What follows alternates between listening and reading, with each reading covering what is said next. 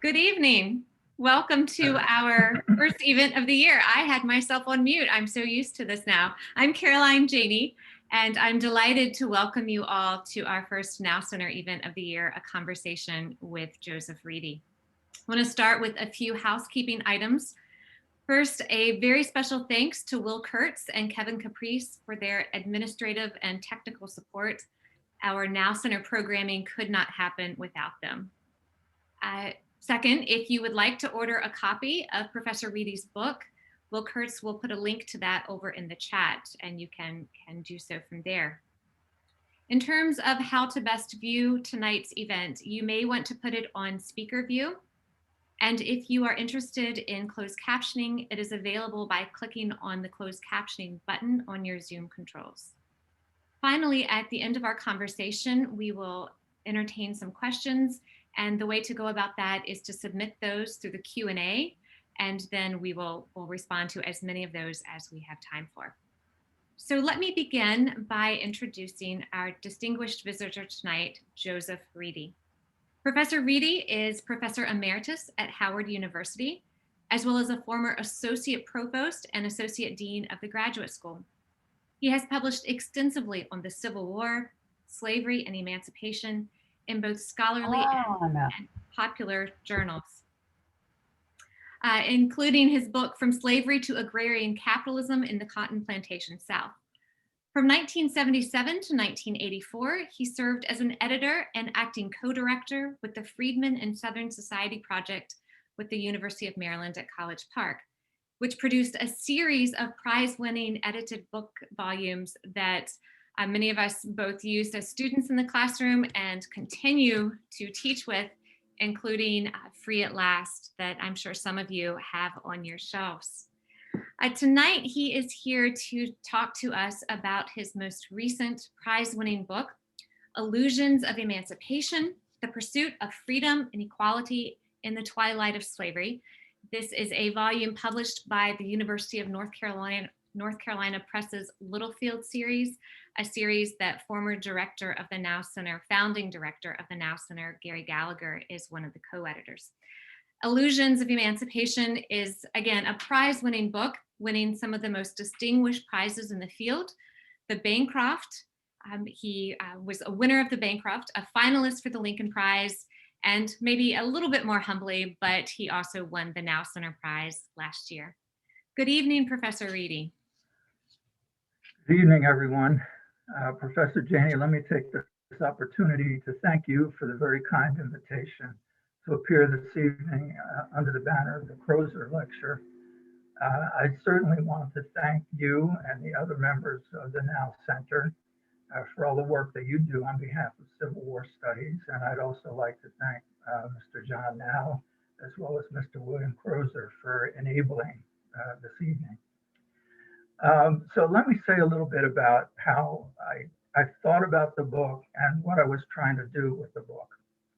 And then we can go into some of the more particular details as time goes on. But you mentioned a few minutes ago my association with the Freedmen and Southern Society Project. That's really foundational for me in all kinds of ways, not the least of which in that I got to meet and to work with some remarkable historians, many of whose names everybody is well familiar with. Not least of whom, of course, would be Leslie Rowland, Barbara Fields, Evolia Glimpse, Stephen Hahn, Ira Berlin, of course, who was the founding editor and director of the Freedmen and Southern Society Project, and the many other scholars and graduate assistants and other staff people who worked with the project over the years. So it was foundational for me in a couple of senses. Number one, when I first started working on the project, it was in the second year of the work.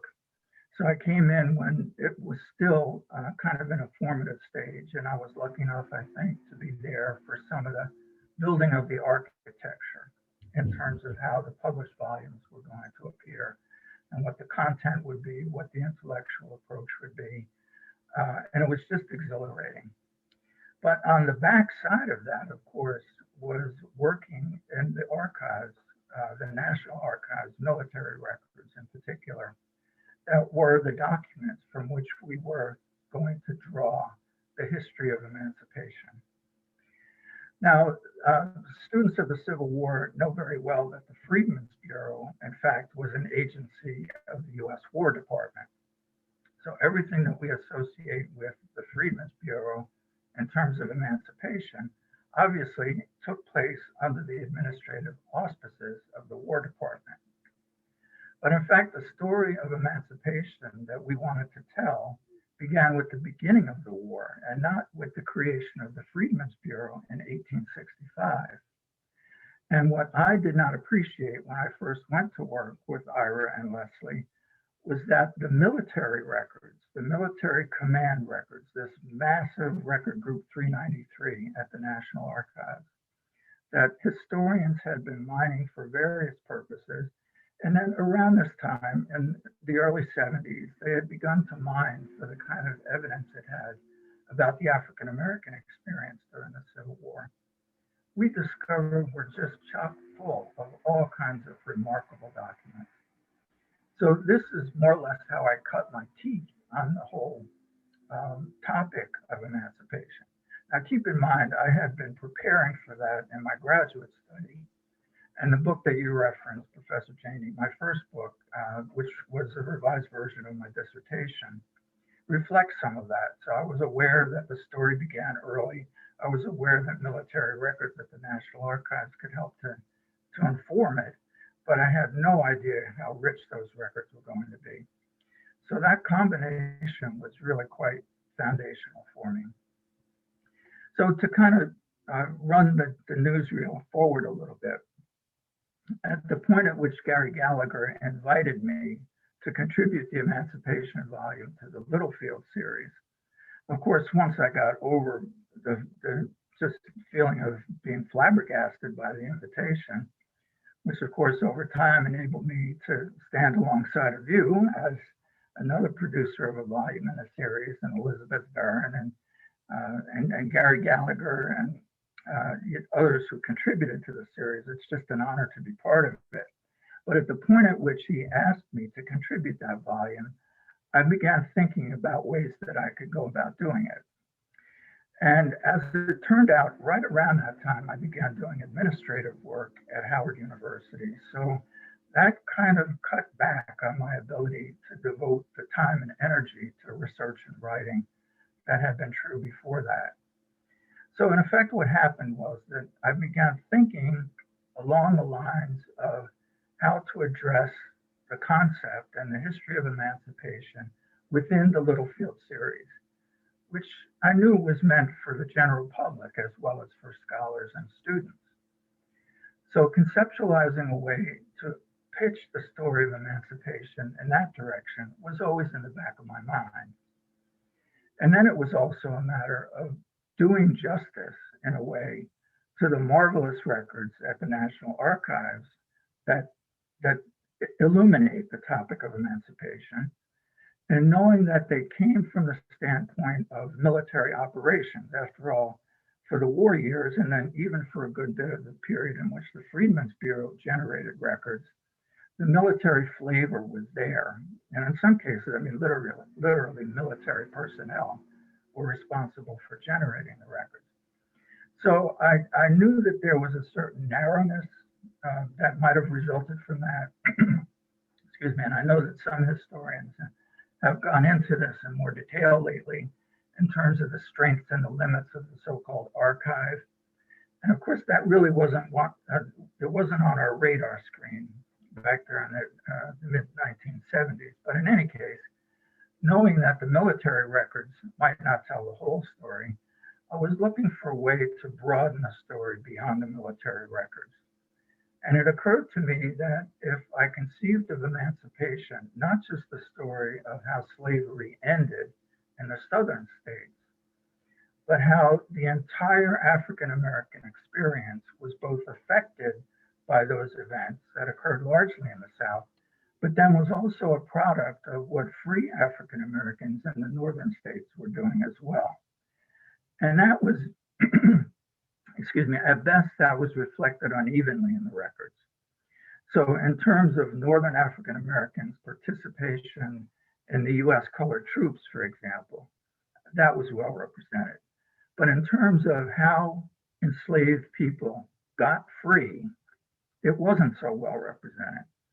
So in effect, I wanted to look beyond the military records and tell the story both of how enslaved African Americans sought to become free, struggled to become free, in some cases did become free, and in some cases fell back into a state of enslavement again, all the while knowing that freeborn African Americans from the northern states also had a stake in the outcome of all of this, also contributed to it, and also framed a future for the United States of America that would enable them to realize full citizenship and not just the partial citizenship that was the result of the so-called gradual emancipation that accompanied the events around the birth of the United States of America.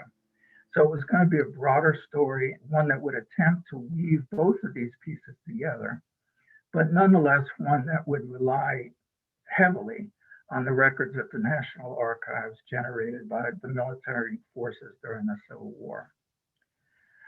But here's where the story gets a little bit more interesting, I think. At least as I'm thinking back on it now, for all these years that I was puzzling over that. And it came sort of like this. I first started thinking about trying to do a narrative history of everything that occurred from at whatever point we wanted to start the clock on how slavery came to an end, knowing that I wasn't going to go back to the beginning, but something proximate around the start of the Civil War to be consistent with the boundaries of the Littlefield series. So sometime 1860, 1861, okay, that's easy enough.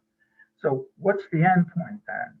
Is it going to be emancipation that goes down through the Civil War, that goes into Reconstruction, maybe through Reconstruction, maybe beyond? I thought, no, that would be too much. So I thought the real target experience would be how Southern African Americans became free with, as I said, the contributions of Northern African Americans as well, to make the case that part of that freedom, looking prospectively beyond the end of the war, was also going to have to include considerations of citizenship, the rights of citizens, the rights of free people throughout the United States. But where would the ending point be? Would it be Appomattox in the spring of 1865? Would it be the 13th Amendment? Or, as I suggested a minute ago, would it be Reconstruction?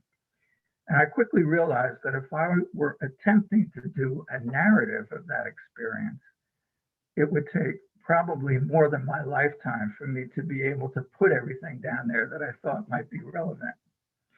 So I sort of then made the decision to kind of pare back the chronology a bit and really deal with the war years as such. So from the spring of 1861 through the spring into the summer, perhaps, of 1865, with the 13th Amendment kind of being a coda to that experience. All right, so I then decided this was the territory, so to speak, that I was going to explore, and then put markers out there for the unresolved issues and so on that will carry through Reconstruction, and in fact, even beyond that. But even then, with that kind of chronological restriction on it, I thought, no, I can't do this. It's just going to be too much if I try to narrate it in conventional historical fashion. So I thought, all right, how can I kind of swim upstream against that tendency or cut crosswise through it so I wouldn't feel obliged to tell the whole story in some kind of sequence? And, you know, I began thinking, what's an imaginative way to think about this? An imaginative way to say something different about emancipation, not just in terms of the conclusions that I was drawing, but in terms of how I went about trying to understand emancipation. Now, of course, I had the advantage of being able to take for granted all the wonderful literature that covers the political and even the policy evolution of emancipation. And much of this you and your students well know, and probably know all the intricate arguments, perhaps much better than I do. But in any case, there was that literature that I could take for granted. There was also the literature that was produced by the Freedmen and Southern Society Project, the volumes that you referenced, and commentators on that literature, or persons who had taken up their investigations into the Civil War based largely on that literature. So I wanted to cut across all of that. And I think I mentioned in the introduction, but in any case, I made reference to this anecdote that we came across sometime relatively early, the Reuben D. Mussey commentary on William T. Sherman. So Mussey was the chief recruiter of African American soldiers in Tennessee. This is during the summer of 1864. And General William T. Sherman had no fondness for having Black soldiers under his command. He said very plainly he had no problem with African American men serving as servants, with women doing the laundry and so on, with men building fortifications, driving mule teams, and so on. He just didn't want them as soldiers. And Mussey made a commentary saying that General Sherman was 2 years behind the times in terms of his thinking about where the Negro, quotes, fit into the war. And he said, and when I say 2 years behind the times, I'm talking of the 2 century-like years that we're living in. And I remember, I think I might have been speaking with Leslie Rowland at the point at which we came upon this anecdote. And it just stuck in my mind at the time, and it never left me. So it's probably in there bouncing around off the corners of my brain for like 30 years. I'm thinking, what am I going to do with this?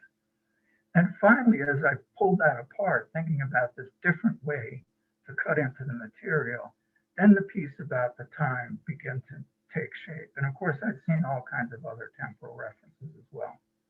All right, so that then was going to be one of the ways that I could tell the story of emancipation differently. Looking at time, looking at chronological time, looking at seasonal time, and then looking at this concept of time that Mussey had described, that I described as revolutionary time, where things are being compressed into years that otherwise seemed that they would have taken centuries or more to occur.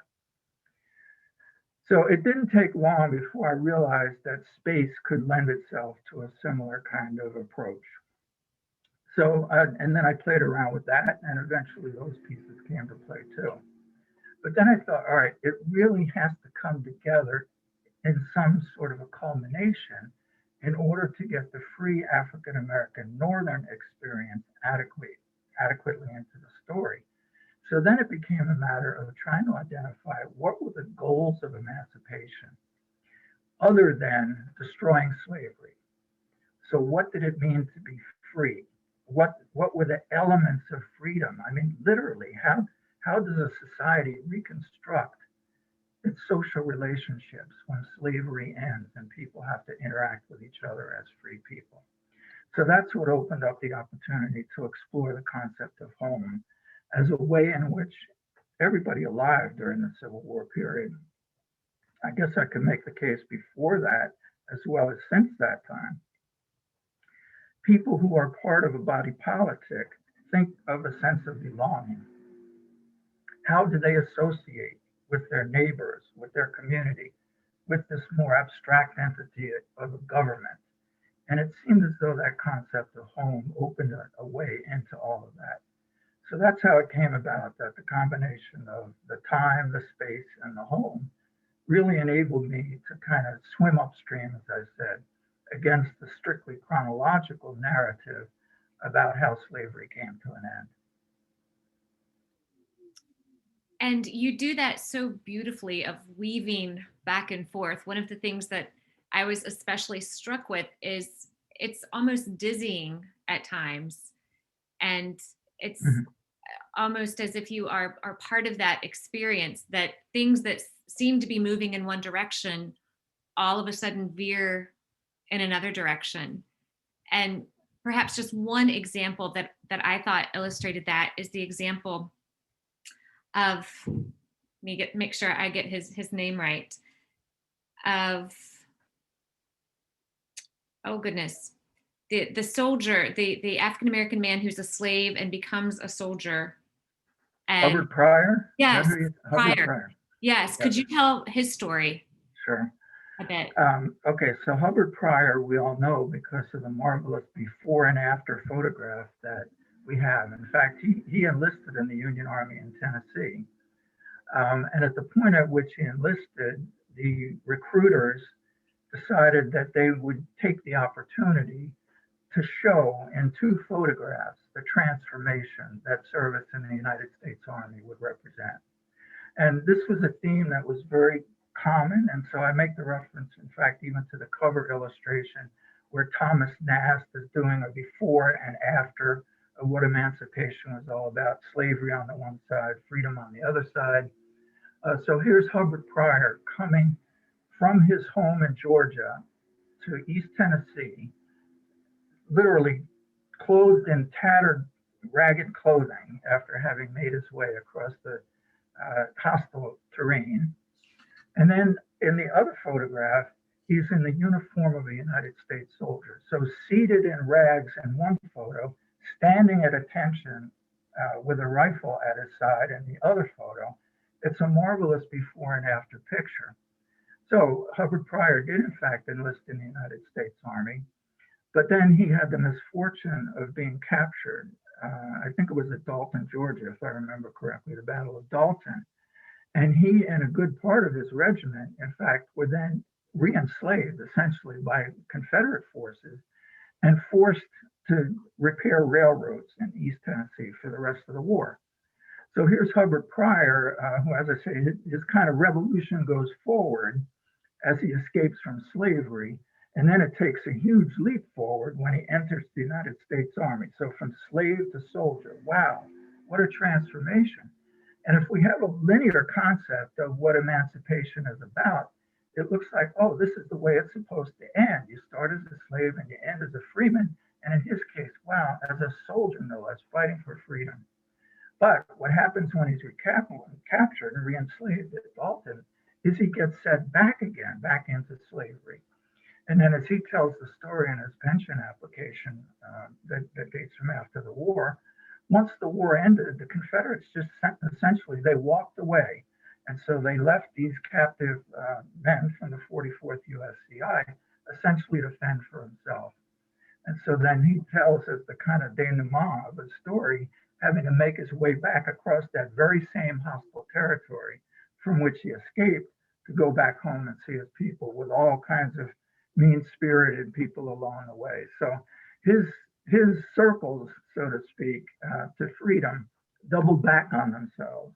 Eventually, they resulted in freedom, but not in that simple one-way arc from slave to freeman to soldier to happily ever after.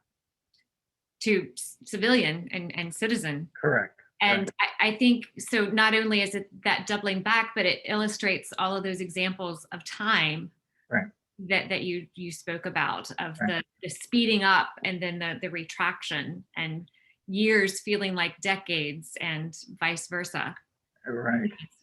And you may remember the story too. I just tell it in a sentence or two of a man named Ambrose Douglas, who claims that he was emancipated 12 times.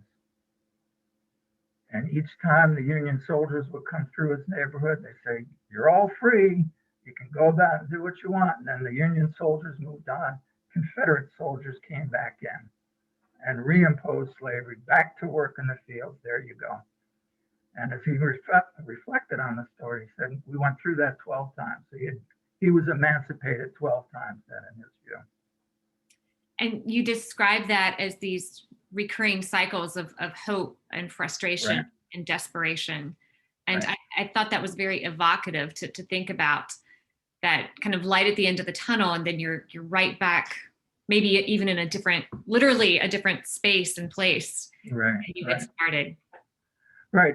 And part of what I was doing there, you got it right. I was trying to convey, even in the way I told the story that I was telling, some of the uncertainty and some of the doubling back as part of it. And that came just as I kept working with the material, so to speak. So I would reposition pieces of it to try to do that, to convey the sense and just how the story was unfolding about this kind of uncertainty. And I'm dwelling on this at this moment in part because I think some of our historical colleagues would posit the way that I approached all of this as a kind of an experiential approach to emancipation. In other words, people are just being battered all around, and things are uncertain at some times, they're less uncertain at other times. And this experiential model somehow is separate and distinct from a policy model or a chronological model. In other words, how does policy, and whatever role you want to give Abraham Lincoln, that more or less doesn't matter, but at the beginning of the war, slavery was a viable institution. By December of 1865, when the 13th Amendment was ratified, it was not a viable institution any longer after that. And the steps along the way, Confiscation Acts, Black military service, all of that, can be seen as part of that. Now, whether you see it all as a logical development or a more contingent development, that's one thing. But what I want to emphasize in the way I was approaching the story is that the uncertainty that people felt didn't mean that they were not pressing for that goal of destroying slavery. I mean, that was paramount. And it was paramount in the eyes of Northern African Americans and certainly in the eyes of Southern African Americans. But for the people like Douglass, who time after time found himself thrown back into enslavement, even after the Yankee soldiers, the nominal models and liberators of the bright future that lay ahead, it didn't work out that way. And so part of what I was trying to understand is literally how did people survive to fight another day so that they can get their freedom to line up with policymakers' 13th Amendment, or for that matter, with Ulysses Grant's victory at Appomattox. And it was not easy. And so I wanted to give the sense of determination on their part and a sense of perseverance.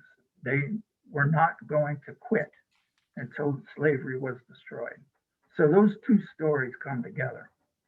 So you do a beautiful job of elucidating this in the writing, and we have this masterful book that we can see how time and space and home layer together. But in your classroom, how do you convey this? If you are teaching undergraduate students about the process of emancipation, how do you do so? Well, I think there are, I guess, several ways to do it. One thing, there's no getting around the policy for the framework, for the background. And I think it's also safe to say there's no getting around the military history of the war years, right? Because we can look at the evolution of policy more or less abstract from that. Of course, no one in their right mind would do that. But I mean, you could look at that chronology as somehow separate from it.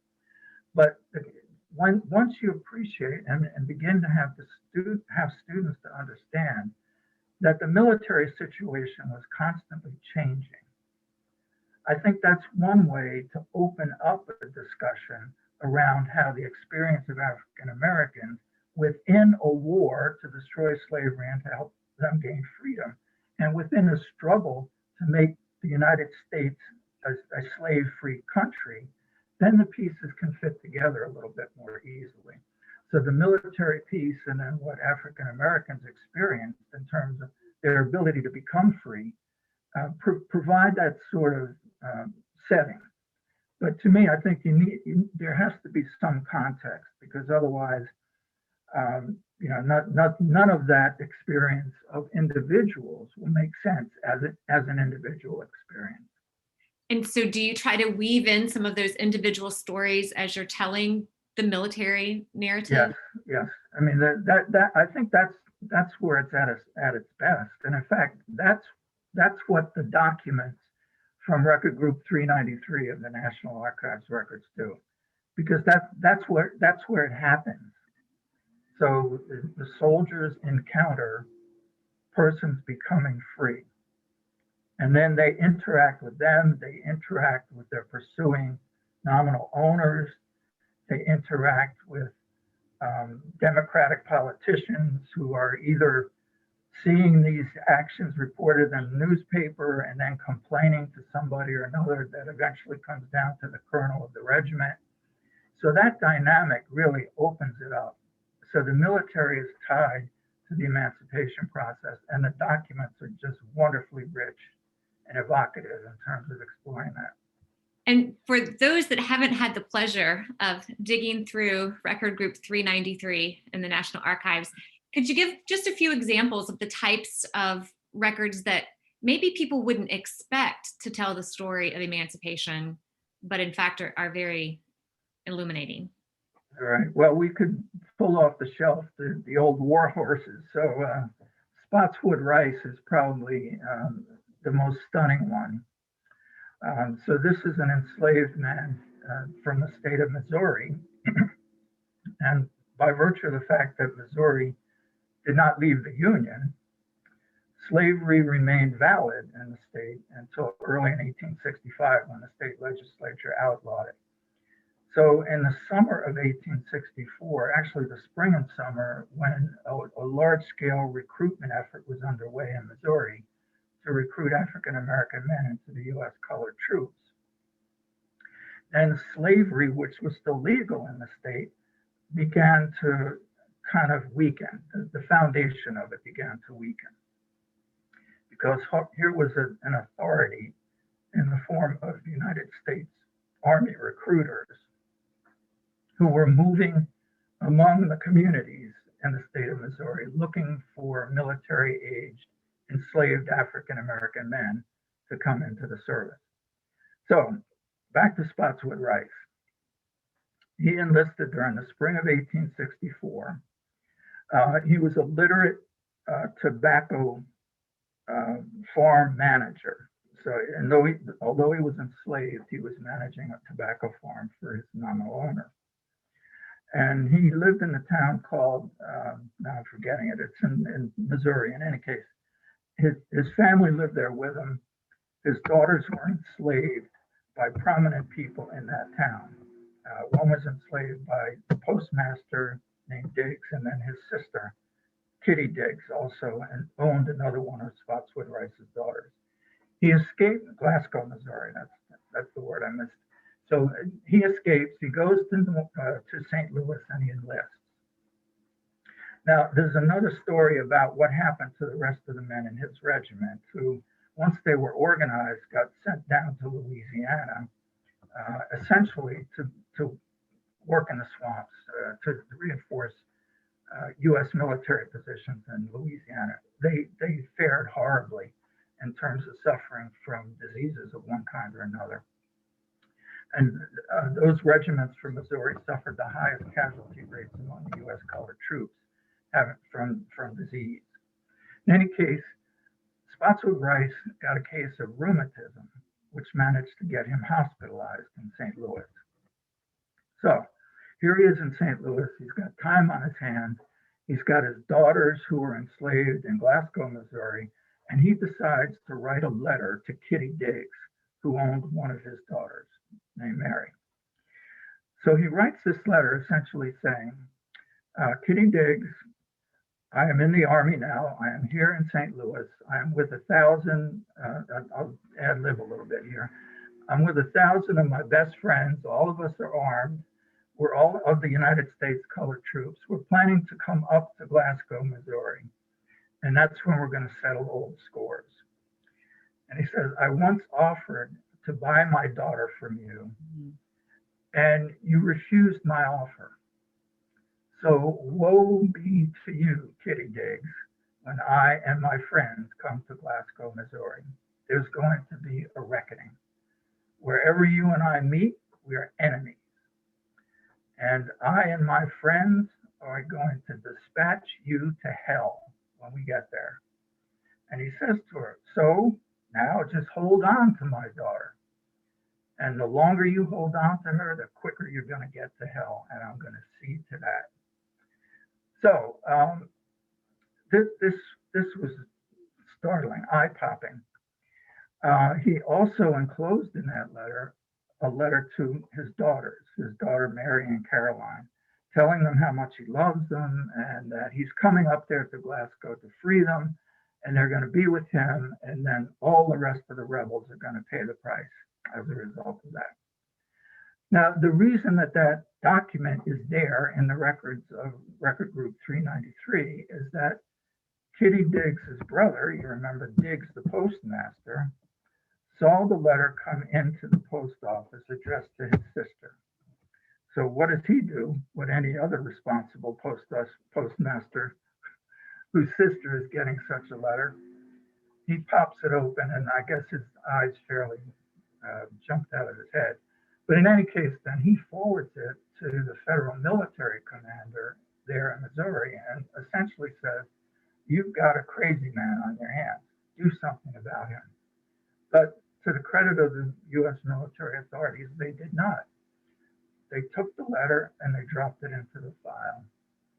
And so you can imagine the surprise that we experienced. And I think our then colleague, Gary Laney, who was going through the records of whichever military department it was there in Record 393 that had the Missouri jurisdiction, her eyes fairly popped out of her head. So as we were wont to do at the time, we stopped all the work, we got together, huddled, and read the document out loud, and then kind of compared notes about it and just marveled at it. But Spotswood Rice is probably one of the more remarkable documents, I dare say, of all U.S. history, certainly of Civil War history. And there it was sitting in those records of the Department of Missouri for 100 and some odd years before we had the chance to see it. And of course, we've republished it many times since then. A telling story on so many levels about the things you might not expect to find in different types of records. Before we run completely out of time, because I do want to save some time for our audience questions, sure. I did want to ask you a bit about the Black Sailors Project that you worked on at Howard. Can you tell us more about that? Yes, I will. It resulted in a list of approximately 18,000 African American men who served in the U.S. Navy during the Civil War. So the idea behind it essentially was to try to identify by name the African American sailors. Now, let me just say a reason why this was something that needed to be done. Unlike the U.S. Army, which of course was segregated, so the U.S. colored troops were in effect a separate organization within the organization of the U.S. Army. Those records were separate. So in fact, as we on the Freedmen of Southern Society Project were doing the research, the reason that we published the Black military experience first essentially was a function of the fact that the U.S. colored troops were segregated. The records were all in one place. We could go and look through those records and essentially tell the story that we wanted to based on the records in that section of the archives. That's not the case for the Navy. The Navy was not segregated. In fact, the Navy has never been segregated. So African American sailors were commingled, so to speak, with every other ethnic and racial and variety of enlisted person in the U.S. Navy. So it was more than just a kind of a light exercise to think in terms of identifying who these men were. So with some support from the U.S. Navy Department, as well as from the Department of the Interior, the National Park Service, I and a group of graduate students went through the appropriate records at the National Archives to identify by name the Black sailors. So it involved essentially going through ship's muster rolls, enlistment records, and just going kind of line by line, and then trying to identify persons who would have been considered as of African descent. And it's not an exact science, as you can imagine, because there was no designation of race, but there were designations of hair color, eye color, and complexion. And the combination of those things normally gave it away.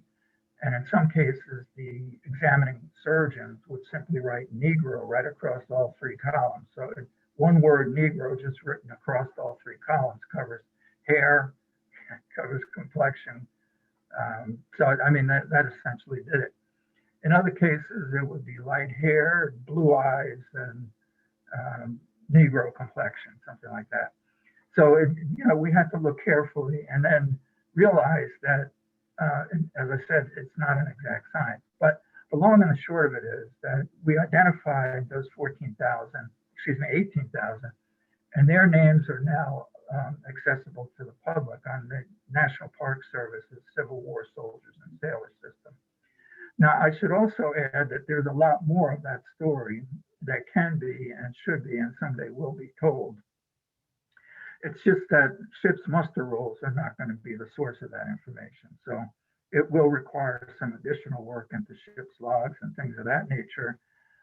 And even then, there's still a marvelous story, pieces of which will take quite a bit of work to unearth.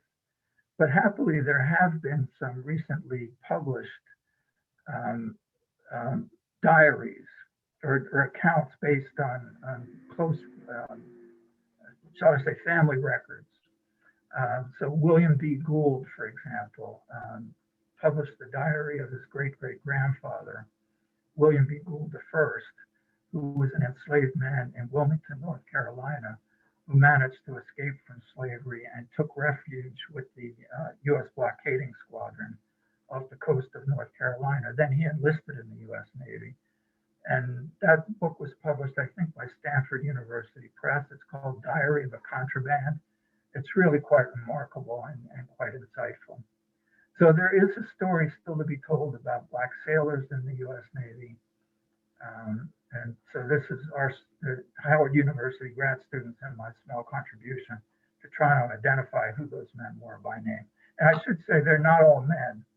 So there were 11 African-American women who were also enlisted in the Navy, and most of them were nurses. But in any case, they were formally enlisted in the Navy, and several of them, in fact, got post-war veterans pensions by virtue of their naval service during the Civil War. So that's quite a story in itself. Well, I'll ask you just one question then. Sure. Do you have any sense of where most of these, the men anyway, came from? Were most of them from the slaveholding South? Yes, but there are quite a few of them from the North. So in the early, given the fact that there were probably 600 or 700 free African-American men in the Navy at the start of the war. So then the Navy was recruiting very heavily in the major seaports along the Northeast seaboard from Baltimore up to Maine. And so that recruitment continued during the war. But obviously, once the blockading squadrons and the other operational units began operating within southern waters, then the number of formerly enslaved men kind of went considerably up from there. But it's still, I can't remember the exact numbers now, and forgive me for not having this more at my fingertips. But in any case, I did an article about them that appeared in Prologue probably about 12 years or so ago. Black Men in Navy Blue is the title of it. And I'm remembering that something like 6,000 of the men were from the North, 6,000 out of the 18,000. And that number could be off, but it's a sizable proportion of the group. It sounds like some exciting possibilities for future research. So I do want to turn now, we have some questions from the audience. Okay. So I will begin with the first. Can Professor Reidy talk about how African Americans understood the difference between ideas of emancipation and ideas of freedom during the war? Yeah, that's a great question.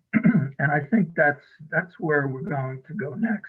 I think all of the scholarship having to do with emancipation will have to turn to that, because one of the pieces that I found so intriguing, but at the same time also frustrating, was that both formerly enslaved Southerners, as well as freeborn African-American Northerners, had developed very clear and sophisticated ideas of what freedom meant, and not just as the end of slavery as an institution. And it didn't just mean license, so to speak. In other words, I don't have to answer to this person. It's nuanced because literally it had to take into account every aspect of life. And so for African American Southerners who were coming out of slavery into this thing called freedom, it was literally remaking, reconstituting, putting back together again families that had been shattered in every conceivable way as a result of slavery. It was a matter of interacting often with former owners to make a living, in effect. Given that the federal government's promises, however sincere or insincere they were about distributing land to the freedmen, didn't quite pan out. So that meant that most formerly enslaved people would have to go to work in some capacity for compensation. So how to negotiate all of that? And the ideas around that, what people were entitled to, what working people were entitled to, especially people who had worked through lifetimes over generations without compensation. And a number of the documents that are coming out and the work that the project is doing on the post-war period, on land and labor, for example, the two stout volumes that have appeared over the past few years, just go into marvelous detail about the depth and the texture and the subtlety of all of that thinking, in part because people were encountering day-to-day instances where they had to sort through all of this. Are people who work entitled to have housing as part of their wages if they were living on a plantation? Often in the same house they might have lived in as an enslaved person. Does that continue? How about medical care? What do we do about medical care? In effect, many of the same issues that we in the 21st century are grappling with regard to what does freedom mean, if it means that you don't have the wherewithal to be independently wealthy, if you have to go to work to make a living, to pay for your own food, to pay for medical assistance. So these kinds of issues were part of that. But then at the other extreme, at the more abstract extreme, that is, with regard to the individuals and the community's place within society, within the body politic, then all the issues about rights of free people in civic society, ranging from the right to marriage, the right to enter into contracts, the right to move around at will without a pass and without somebody giving you permission to do that, right up through the right of the vote, the suffrage. And free people and free Black Northerners were talking about women's suffrage and not just about Black men's suffrage as well. So as I say, it's a range and a depth and a subtlety around all of these questions of what it means to be a person living in a modern society. And it's there. So it's a question, I think, of enough people paying attention to it, going through it carefully enough, figuring out where the pieces fit together. And then I think the best payoff is going to be to see what the legacy of all of that thinking was.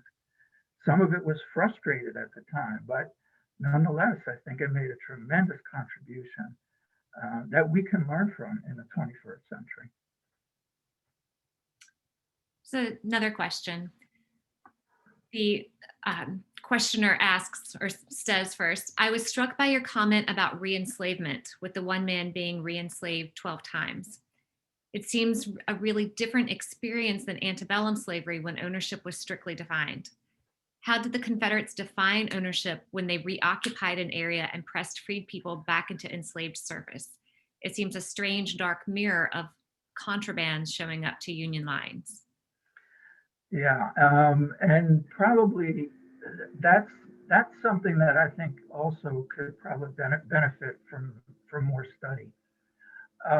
So the Confederates were impressing people left and right, enslaved people.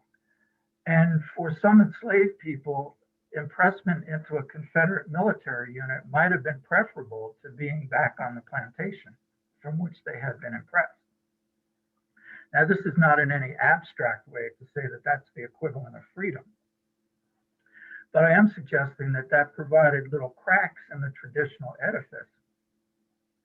And the beauty of the question, in a way, it gives me the opportunity to make reference to another departed University of Virginia dear friend of mine, Armstead Robinson, who was associated with the Carter Woodson Center. And he was doing some of that work in the military records at the point at which the Freedmen and Southern Society Project got going. And his insights along those lines were remarkable, because what I remember is he was finding ways in which the war itself was kind of creating cracks within the edifice of slavery, so to speak. And sometimes it was Union troops moving into an area. Obviously, they might be interested in freeing the enslaved people at certain points in time, that is. Of course, it probably wasn't always the case. But sometimes Confederate troops did the same thing. If they needed somebody to cook and wash for them so that could relieve them of some of those burdensome camp responsibilities, they were more than happy to take enslaved people away from their owners, not bother with compensating them, not bother with reporting to the Confederate authorities who wanted to know everybody who was oppressed. And what began happening then as a result of those back and forth interactions is that enslaved people found cracks that they could then exploit. And so then when the Confederates took control again of those people who had managed to wriggle out from their original circumstances, then new possibilities began to present themselves. And here, I'm not trying to suggest that everything was rosy here, because impressed laborers could have been worked to death. They could have been whipped to death. They could have fallen victim to accident or disease or whatever the case may be. But I am trying to suggest that that concept of freedom, that's back to the heart of the question, I think, comes into play. And so for Mr. Douglass, who said he was emancipated 12 times, much of it could have looked similar, but parts of it could have looked different. And for persons who found themselves moving from one authority, so to speak, to another, could exploit possibilities as well as simply feel as though the crushing authority was going to just grind them up. It's a lot to think about. Someone wants to know how the Spotswood Rice story ends. What happened to his daughters? Oh, well, actually, they became free. It has a happy ending. I guess I should have put that in there just to remove any doubt. And in fact, it has a really, it's a beautiful ending when you come down to it.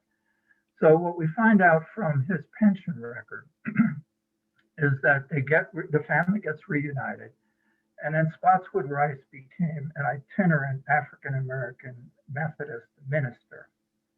And so they moved west from Missouri, and he moved around through Colorado and Wyoming for the most part, moving from one site to another, ministering to African-American congregations there. But here's the real beautiful part. His daughter, Mary, was interviewed by the Works Progress Administration in 1936 or 1937. And she said that in her narrative, she said that she was owned by this woman named Diggs in Missouri.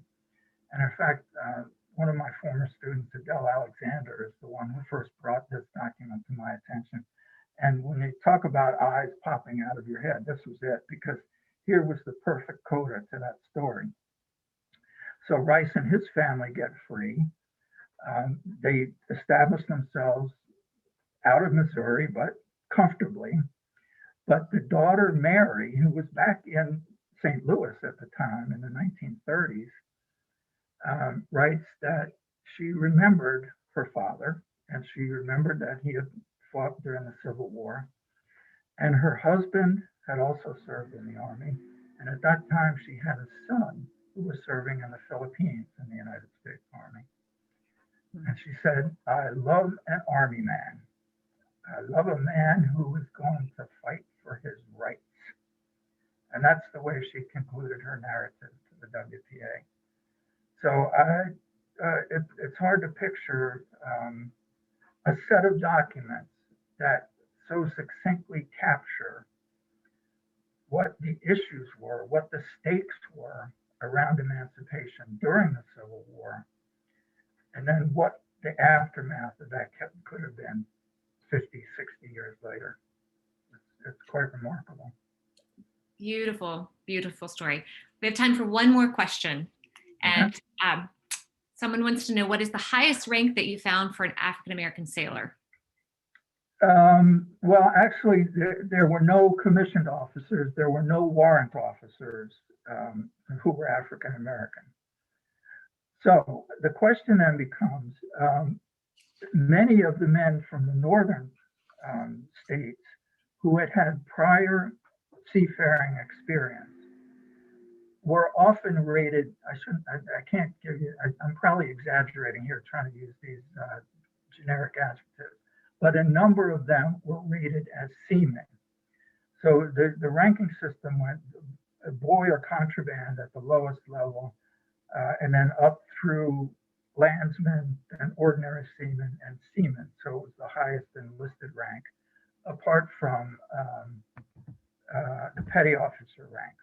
So petty officer ranks were assigned on the vessel to which the man was posted, and they did not typically convey from one posting to another. But there was a ship called Adolf Hugel that was a mortar schooner. So if anybody's familiar with Civil War warships, just picture a schooner, so several masted vessel, wooden vessel, sailing vessel, with a mortar mounted in the middle of it. So that's what these mortar schooners were. This one was assigned to the Potomac Flotilla. And about 4 or 5 of the African-American crewmen, and it was a majority African-American crew, were given petty officer designations by the captain of the ship. So the 3 or 4 or 5 men there, they were the highest ranking men that we came across. Now, there were some other individuals, and again, these would have been men who had some prior seafaring experience, who would have been given petty officer ratings during their posting on a particular vessel. Now, some people may be familiar with Robert Smalls and his famous episode involving the Confederate supply steamer Planter. He and his fellow African-American sailors, as we know, in effect, commandeered that vessel and ran it past the guns at Charleston Harbor out to the blockading squadron. Eventually, he was named captain of the vessel, but that was not a captain in the Navy. So it became a quartermaster vessel. So he was considered the master of that vessel, but it was not a Navy rank. And in fact, he had no Navy rank. Okay, so it's a complicated story. There were African-American pilots, and they were not rated as pilots in the Navy. So they were not naval personnel as such. They were contract pilots. But off the coast of South Carolina and North Carolina, and I guess Georgia and Florida as well, the persons who knew the waters the best were the African-American oysterers and men who made their living in the coastal waters. So they were the ones who became the contract pilots for U.S. naval vessels that were operating in very close to shore. But they were not naval officers as such. Again, another complicated story. It is. Well, right. Thank you so much for joining us this evening. You're welcome. And I want to encourage everyone to get a copy of your book. Will Kurtz has put a link to that in the chat bar, so please do so. A few more quick announcements when I was on mute to begin. I'm sure people failed to hear me say that this was the annual Crozer Lecture. So thank you, Professor Reidy, for being our 3rd annual Crozer Lecture. And the Now Center does have 4 more events coming up this spring, all of which are listed on our website. But the next one will be Charlottesville's Freedom and Liberation Day celebration, which will occur on March 3rd, which was Emancipation Day here in Charlottesville on March 3rd at noon. I hope that you can all join us for future events, and thank you all for coming out this evening. Thank you. Thank you again. Okay, good night, everybody. Thank you. Good night.